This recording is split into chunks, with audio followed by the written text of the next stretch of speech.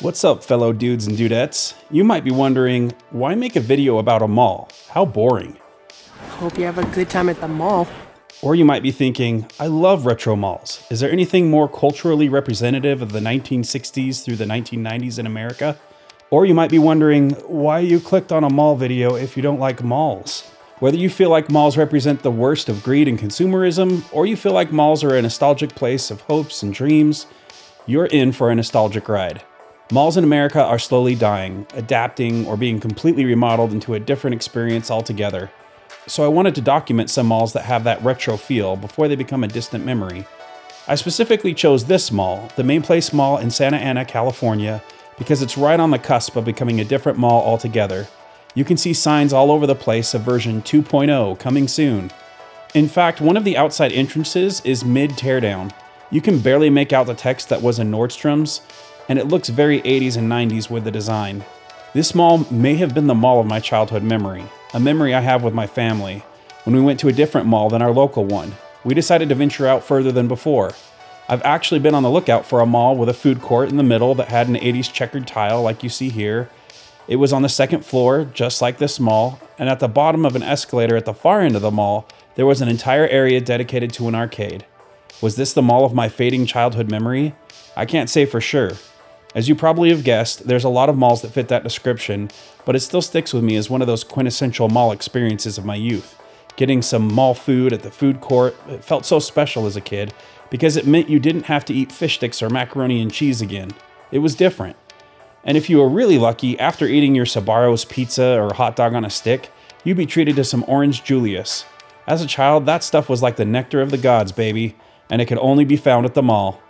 And then on top of that, to have a massive video arcade with that nostalgic blue neon to just get lost in, while older family members spent time in boring department stores. Well, that was just the icing on the cake. This mall does have a round one video game arcade place, which also features bowling and pool tables. Now, I could only find one retro-ish game here that's actually a reimagining of the 1970s game Pong. Oh, and there was also some pinball machines in the back. But that's not really the point here. It's the feeling of being treated to all these different experiences in one place, one mall. It could be just grabbing a warm Wetzel's pretzel and then riding the glass elevator up and down. Then walking over to GameStop to check on all the latest releases. Just going into a video game store in the mall, if that was the only thing you did, was considered a huge event. At least it was to me, since I grew up in the lower class of the economy most of my life.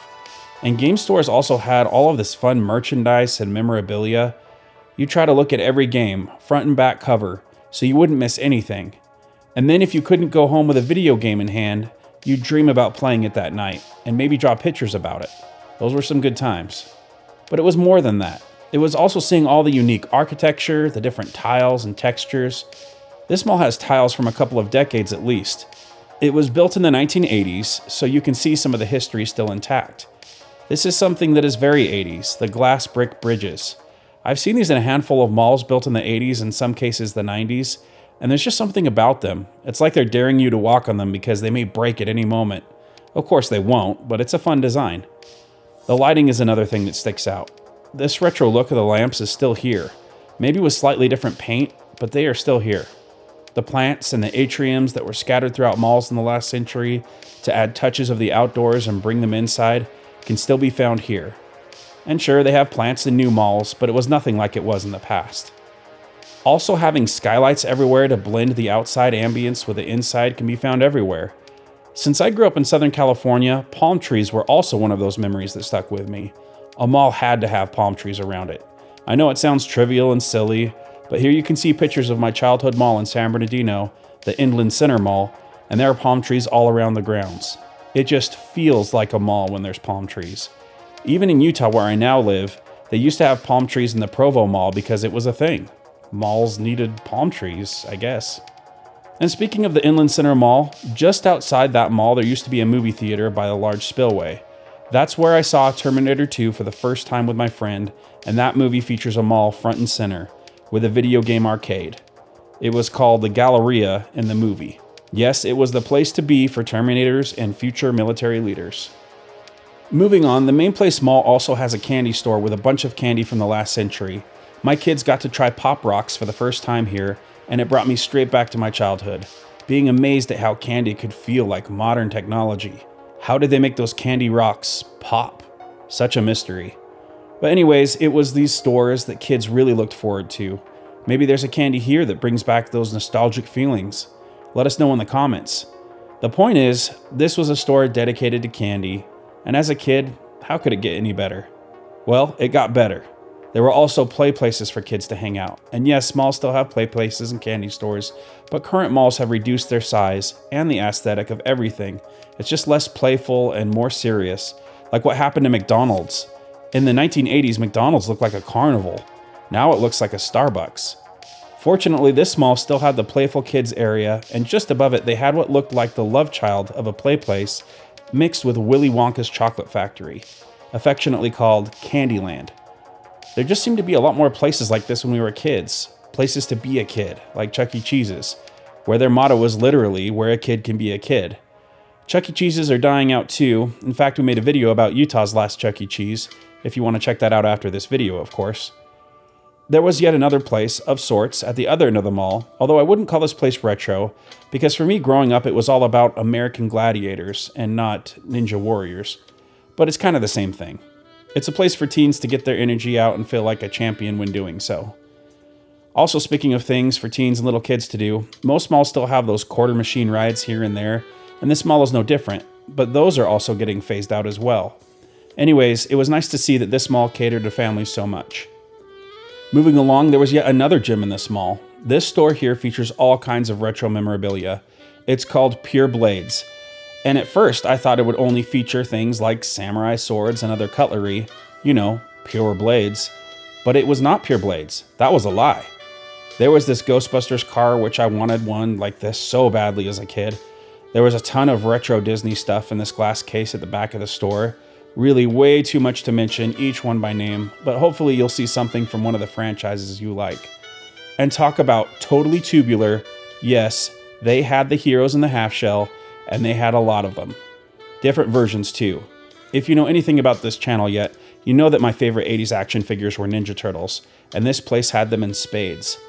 Of course, there was also Transformers and Power Rangers, but it didn't stop there with the nostalgia. Oh no, there was Gremlin stuff, which has to be like the most 80s thing you can get. There was also Predator figurines, one of the best action movies of all time, really. There was also Back to the Future and E.T. It was pretty much a glass case dedicated to the 1980s. So at this point, I felt like they had a store just for me, a place with sweet blades and 80s memorabilia. The only thing they were missing was video games and See's candy chocolate. Then I would have never left, right? Now, there was another memorabilia and action figure store at the other end of the mall, which features all kinds of Japanime and manga stuff. To be honest, that wasn't part of my youth, and I don't know enough about it to make commentary, but I'm sure some of our viewers love that stuff, so here you go, a big store dedicated to it. One thing that I noticed while walking through Macy's was how Toys R Us is back. Well, kind of. I mean, if this were a Kohl's department store and this was their toy section, it would be essentially the same thing minus the Toys R Us marketing. Joffrey the giraffe and the Toys R Us text are really the only indication that this is their toy section. It's honestly kind of sad to see. There was something so empowering as a child walking into a toy megastore and feeling like somebody gets kids. Now, it feels so much smaller, not just literally, but from an imagination standpoint. Maybe Joffrey will survive the next few years as a department store partner, but I kind of doubt it.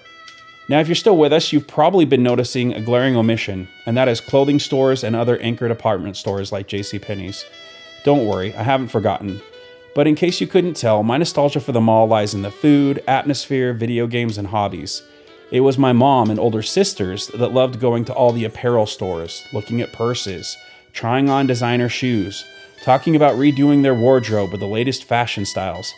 And honestly, that is probably the biggest demographic of malls. That is to say, teenage girls up to middle-aged women. I mean, to be fair, malls are really for everyone, right? Elderly people love to walk around malls early in the morning because it's generally quiet. It's air-conditioned. There's stuff to look at. But yeah, none of that stuff was my jam. I do hope you can appreciate why I'd make a video like this, documenting the last days of this mall's retro aesthetic. You may not miss it at first, but there may come a time in your life when a memory pops up, and you'll wish you could watch a video that reflects that memory. So let me know if you'd like to see more retro mall videos in the future, even if it's just occasional.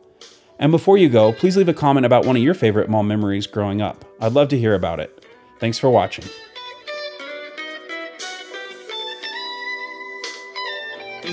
That was some seriously good nostalgia. But remember, friends, it's also important to make new memories with your loved ones. Do, do, do, do.